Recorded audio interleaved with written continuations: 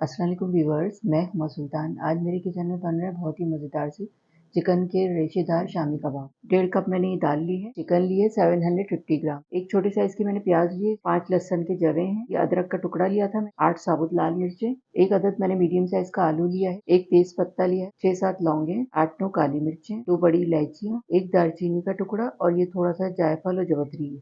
1 teaspoon नमक। इसमें इतना पानी डालेंगे सारी चीजें अच्छी तरह डूब जाए। चिकन शामी कबाब के मिक्सचर को मैंने पकने के लिए रखा था आधे घंटे के लिए। ये देखिए सारी चिकन मैंने निकाल ली है अलग। हाफ टी स्पून भुना कुटा धनिया और जीरा डालूंगी इसमें। हाफ टी स्पून गरम मसाला पाउडर। आलू और दाल को मैंने अच्छी तरह से मैश कर दिया है। फिर मैं आपको रेशा बना के दिखाती हूँ चिकन का। ये इससे बेलन से हम इसका रेशा बनाएंगे। ये दाल के मिक्सचर में मैंने रेशा बना के डाल दिया चिकन का। 2 हरी मिर्चें, एक छोटी प्याज ली है और ये 2-3 टेबल स्पून मैंने हरा धनिया लिया है। एक अंडा जाएगा इसमें। मिक्स करेंगे इसको। अब मैं इसके कबाब बनाऊंगी। चले ये कबाब फ्राई हो गए हैं। तो ये थे हमारे बहुत ही मज़ेदार से चिकन के रेशेदार शामी कबाब।